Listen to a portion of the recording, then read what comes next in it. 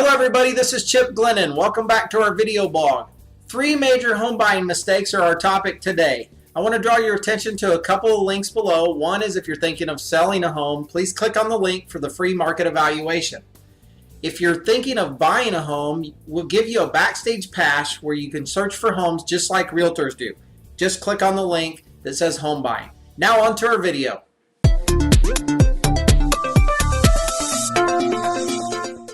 All right, 3 major home buying mistakes. Number 1, refusing to confide in a trusted advisor. You know, experienced real estate professionals handle such a large number of transactions and different types of people and personalities. There's very little that they haven't heard before, and your trusted advisors represent your best interests and actually have a fiduciary legal obligation to get you the best price, terms, and conditions available for your home, depending on the type of agency that you pick. Definitely in our office, we don't practice dual agency. We represent one party as a designated agent. You know, what your trusted advisor can do is help you make good decisions by giving you lots and lots of options and all the possible information and outcomes from each one of those decisions, so you can kind of proactively think through what's going to happen in the negotiation process, as well as the closing and possession process, the inspections, and so forth. When they have when your agent or your trusted advisor really has a pulse on what the market's doing, they can give you lots of options in each different scenario, so you as a family can decide what's going to be in your best interest to get you towards your real estate goals. Tip number 2, it's important that you don't alter your financial situation prior to closing on your new home.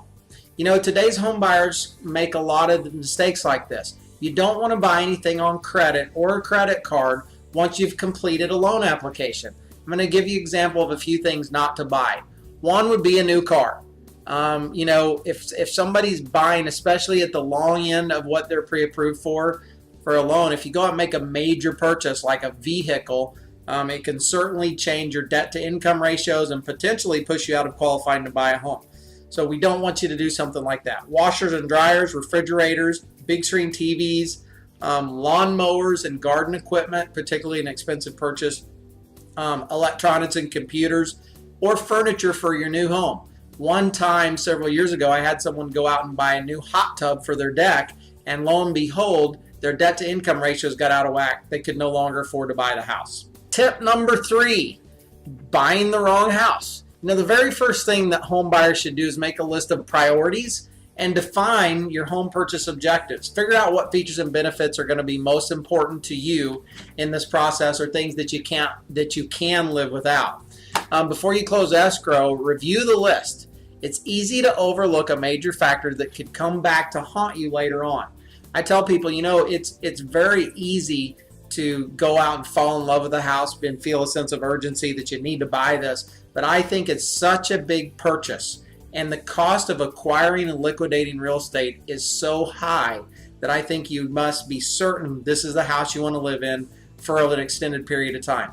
When we're working with first-time home buyers, especially, you know, that are moving up in their careers quickly and that sort of thing, I always tell them, you know, if you're not going to live in this house for a minimum, I think of 5 years, really. There's some situations where if you put enough money down, 3 years is okay.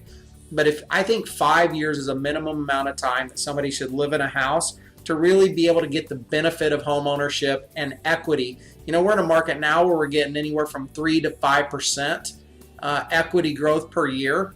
If you do that for 5 years, you come out pretty well. But when we get in a situation like the recession, where some years it was down as much as 17%, and that carried on for 6 years or so, it's very important you stay in to ride out some of the ups and downs of the market. Right now we're in a positive growth market, and I think people are going to be okay as long as they live in it, you know, at least 5 years, I think, is a good frame of reference. That's all we have for our topic today. Thank you everybody for watching. If you know anybody who could use this video, please do go ahead and share it. And if you have any topics that you'd like us to cover in future videos, I hope you please text or email me those topics. I'll make sure to shoot a video on those as well. Everyone have a great day, and thanks for watching.